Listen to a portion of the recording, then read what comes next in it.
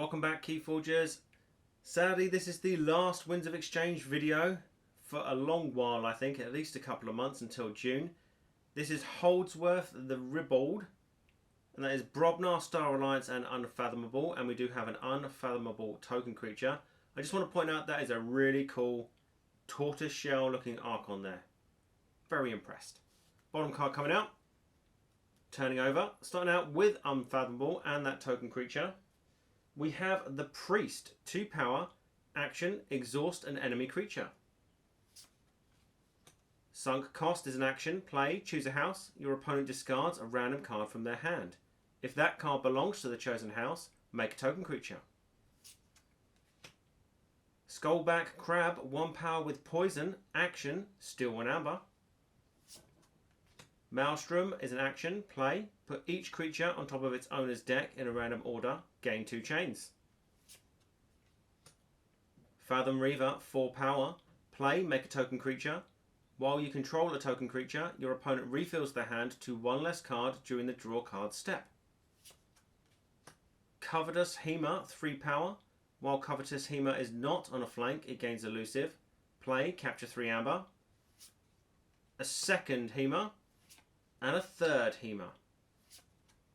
Abyssal Sight is an action. You get an amp when you play it. Play, destroy a friendly creature. If you do, look at your opponent's hand and choose a card from it. That player discards that card. Bubbles, 5 power with a draw enhancement. Play, put an enemy creature on top of its owner's deck. Stir Crazy is an action. You get an amp when you play it. Play, each ready creature captures 1 amber from its opponent. Dragnet is an action, you get an amp when you play it. Play, return a creature and each neighbour that shares a house with it to their owner's hands. Lack Gabbon, 3 power. Lack Gabbon gets +1 power for each other exhausted creature. If there are 3 or more other exhausted creatures, Lack Gabbon gains Skirmish and Hazardous 5. On to Star Alliance. Starting out with Navigator Ali, 3 power with a draw enhancement. Play, and after fight, after reap, look at the top 3 cards of your deck and put them back in any order. Rogue Operation is an action. Play, discard the top 2 cards of your deck, steal 1 amber for each house represented among the discarded cards. A second Rogue Operation. Red Alert is an action. Play, if there are more enemy creatures than friendly creatures, deal damage to each enemy creature equal to the difference. A second Red Alert. Photon Blast is an action. Play, deal 2 damage to a creature with 1 damage splash. If this damage destroys 1 or more creatures, make a token creature. A second Photon Blast. CPO Zytar, 4 power, 1 armor, and it put a damage and 2 draw enhancements in the deck. A second CPO Zytar. CR Officer Hawkins, 2 power with deploy. Play, gain 1 amber for each of CR Officer Hawkins' non-Star Alliance neighbours. Quintrino Warp is an action. Play, choose a friendly creature and an enemy creature. Destroy those creatures and each creature that shares a house with either of them. Gain 1 chain. Ganymede Outpost is an artifact. You get an amp when you play it. Action, put a friendly creature on the bottom of its owner's deck. If you do, archive 2 cards. And lastly, on to Brobnar. Starting out with Rant and Rive is an action. Play, if your opponent has 8 amber or more, they lose half their amber, rounding down the loss. Ragnarok Prep is an action. This one has a damage enhancement. Play, make a token creature. Then, if you control more creatures than your opponent loses 2 amber. A second Ragnarok Prep. This one had a draw enhancement. Press Gang is an action with a damage enhancement. Play, make a token creature. If an enemy creature was destroyed this turn, archive Press Gang. Pelf, 3 power with Skirmish. After fight, your opponent loses 1 amber. Jar Svend, 7 power. After an enemy creature is destroyed fighting Jar Svend, make a token creature. Jar Svend must survive the fight. Fire Spitter, 5 power, 1 armor. Before fight, deal 1 damage to each enemy creature. Berserker Slam is an action. You get an amp when you play it, and this one has a draw enhancement. Play, deal 4 damage to a flank creature. If this damage destroys that creature, its controller loses 1 amber. Volca, 5 power. Each friendly Brobnar creature gains splash attack 1. Overrun is an action. You get an amber when you play it. Play. If 3 or more enemy creatures have been destroyed this turn, your opponent loses 2 amber. Earthshaker, 7 power. Play. Destroy each creature with power 3 or less. And Autocannon, which is an artifact. You get an amber when you play it. After a creature enters play, deal 1 damage to it. There we have it. Let's take a closer look. We had quite a few cards that dealt with token creatures. If we start with Unfathomable, we had Sunk Cost. You choose a house and then your opponent discards a random card from their hand. As I've said before, discarding cards from hand, love it. If that card then belonged to the chosen house, you make a token creature. Either way, the first part of that action always kicks. Fathom Reaver, 4 power. Play, make a token creature. While you control a token creature, your opponent refills their hand to 1 less card during their draw card step. Now I feel that Unfathomable maybe has taken on some of the hand hate that we saw in previous sets. Maybe to make up for the lack of the Tide abilities, as the Tide is now gone. In Star Alliance, we had 2 Photon Blast. The action, and when you play it, you deal 2 damage to a creature with 1 damage splash. And if this damage destroys 1 or more creatures, you make a token creature. And then in Brobnar, we had 2 Ragnarok Prep. 1 hit a damage, the other hit a draw enhancement.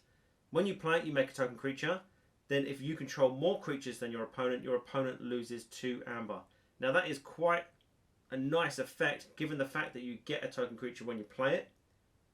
The archive token card for Brobnar is present, and it is Press Gang. It hit that other damage enhancement. Play, make a token creature. If an enemy creature was destroyed this turn, you get to archive it. And then we had Jar Svend, 7 power, with the passive ability of after an enemy creature is destroyed fighting it, you make a token creature, but Jar Svend must survive the fight. With 7 power, pick and choose your battles. You can end up populating your board with quite a few priests. I would say it's one of the decks I've seen that has more token generation and token interaction than some of the ones we've looked at. I don't know until we see more decks what the average is going to be, but with this one, quite nice. Let's take a look at the rest of the deck. If we get straight into the breakdown, there were 16 creatures, 18 actions and 2 artifacts. No upgrades, unfortunately. Printed amber cost was 8, and we had 4 draw enhancements and 2 damage enhancements. If we start with amber control, we had 3 Covetous Hema in Unfathomable, 3 power. While it is not on a flank, it gains elusive, and when you play it, you capture 3 amber. It basically turns into an old Bruno. Having 3 in the deck was quite handy, because I always found I pretty much drew into one every other turn, which I was able to use to keep my opponent off check. We don't have any ways of taking the amber off our creatures, but it's a very good stall. Then we had Stir Crazy. It's an action. Each ready creature captures 1 amber from its opponent. Works very, very well with our token creature, the priest, and the action exhaust an enemy creature. So if you have enough out and you can exhaust your opponent's board, play this card. Your creatures are the only ones capturing. In Brobnar, we had the scaling amber control of Rant and Rive. Play if your opponent has 8 amber or more, they lose half their amber, rounding down the loss. It's not a definite you shall not forge card, because if your opponent has 12 amber, it will still leave them on 6. So you need other ways to take them off if they are ramping up that high. Pelf, 3 power with Skirmish, with the after fight ability of your opponent loses 1 amber. And then we had the 2 Ragnarok Prep, which we just looked at in the token generation, with that final ability of your opponent loses 2 amber if we control more creatures than they do. There was no direct steal in there, so nothing that could really count towards amber generation. We had a few cards, not many. The Skullback Crab in Unfathomable, 1 power with poison and the action steal 1. I think the poison's mainly there as a defense, because it's not very often you're going to be attacking with this creature, because the action of steal 1 is pretty impressive. It's more for when your opponent tries to take it off the board. We had Seal Officer Hawkins, 2 power deploy, then gain 1 for each of its neighbours that is not Star Alliance.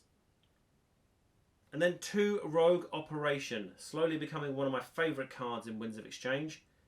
The action where you discard the top 2 cards of your deck and steal 1 for each house represented among the discarded cards. Yes, we do have ways to stack our deck, so there is a high chance that we can pull these off. But apart from that, our main generation will come from Reaping, which does again prove a little bit of a problem if we want to use that action on our Priest token creatures. But as with the other deck, creature control was pretty insane. We had the Maelstrom action, put each creature on top of its owner's deck in a random order, gain 2 chains. But we also had Bubbles, who did hit one of those draw enhancements with the play effect of put an enemy creature on top of its owner's deck. So if you play Bubbles first, you can actually bury a creature, knowing that your opponent won't draw into it for a couple of turns. Then we had Dragnet. Another action, return a creature in each neighbour that shares a house with it to its owner's hands. Now it doesn't specify enemy, so you can play it on your own battle line. If you've got some really good play effects, line them up in your battle line and then play them again. With us in Unfathomable, not so much. Those Covetous Hema, if they didn't capture 3 when you played them, you could return them and capture 3 again, but nothing spectacular that we could do with it in this deck. In Brobnar, we had the Berserker Slam with a draw enhancement, 4 damage to a flank creature. If it destroys that creature, its controller loses 1. Again, you can place that into Amber Control. The Fire Spitter, 5 power, 1 armor, with the before fight ability of 1 damage to each enemy creature. Very nice for damaging things behind taunts, and also taking out wards or pesky little elusive creatures. And it contributes quite well with one of the artifacts in the deck, the Auto Cannon in Brobnar. After a creature enters play, deal 1 damage to it. Now that's yours and your opponent's, that's a passive effect. It does nullify 1 power token creatures, because as soon as they hit the board they will die. If they don't have a destroyed effect, pretty decent if your opponent is also playing Winds of Exchange. We have Earthshaker, 7 power, play effective, destroy each creature with power 3 or lower. That's our token creatures and the majority of our creatures in the deck, so might be a discard, could be one of those situational cards. And then we had Volker, 5 power, each friendly Brobnar creature gains splash attack 1. That is nuts. Imagine having a Brobnar token creature. It's just insane. And with the amount of amber generation that some of these Brobnar decks can get through fighting, that's a very, very nice card, and it's only an uncommon. In Star Alliance, we had the Quintrino Warp. You choose a friendly creature and an enemy creature. You destroy those creatures, and each creature that shares a house with either of them gain 1 chain. This can be very handy if you and your opponent are playing the same house. If they've wiped the board and they've got 4 or 5 Star Alliance creatures, you play 1, or you play another creature with a destroyed effect from another house that you don't mind destroying, and then you end up wiping their board. Quite a nice ball clear, especially if you hit it in the right situation. If we find we're losing out on board, we can always play Red Alert. We have 2 in the deck. If there are more friendly creatures than enemy creatures, we deal damage to each enemy creature equal to the difference. This could really help taking out 1 2 power token creatures, even if you're behind just 2 creatures in your battle line. And then the 2 Photon Blast. The 2 damage to a creature with 1 damage splash cards that we just looked at in our token generation. So again, creature control, pretty big, but board wipes I think have been scaled down. They're a lot more conditional. There's nothing like a Gateway to Dis or anything that's just going to wipe your opponent's board clean. It could do in specific situations, but most of the time there will be creatures left. We had a few cards that we didn't see in the token generation or the AERC review here. The Abyssal Sight in Unfathomable. It's an action and you destroy a friendly creature to trigger it. If you do, you get to look at your opponent's hand. That's a big, big win in my book. I would sacrifice a priest creature, especially after I've used it to reap or the action, just so I can see my opponent's hand, and then I get to choose a card and discard it. That is a very nice card for a common. The Lac Gabon, I believe, was in set 5. It gets +1 power for each other exhausted creature, so you're going to want to use it in conjunction with your priests. If there are 3 or more other exhausted creatures, that includes ours and our opponents, actually gains Skirmish and Hazardous 5. So if your opponent doesn't attack into it and uses other abilities on the creature, it will get bigger on your opponent's turn, and on our turn we can use it as our last creature and maybe give it Skirmish. We had the 2 CPO Zytars, the 4 power 1 armor that put 2 damage and 4 draw enhancements in our deck. And we had a Ganymede Outpost, the other artifact, with an action of put a friendly creature on the bottom of its owner's deck if you do archive 2 cards. So quite a nice way for storing up some cards for specific situations we might need, like those situational ball clears we have in there. And then we had Navigator Alley, 3 power with a draw enhancement. Play after fight and after reap. You get to look at the top 3 cards of your deck and put them back in any order. Again, it's in Star Alliance, so it will allow us to stack our deck for those rogue operations, and will also allow us to stack our deck a little bit, but also make sure that we don't tokenize one of our important cards that we need. That was my last Winds of Exchange deck from KeyForge Celebration 2022 that I could get hold of. If I can get hold of more, I will certainly try. Otherwise, we're going to have to wait till around June to receive our pledges. I have managed to get some more product. Mass Mutation and Dark Tidings are very, very hard and expensive to get now, but I will keep the deck opening series going. I also have some videos from previous tournaments that I've attended that I want to upload, as well as highlighting some of my favourite decks. So that is what's coming next. All that remains for me to say is good luck, have fun, keep forging.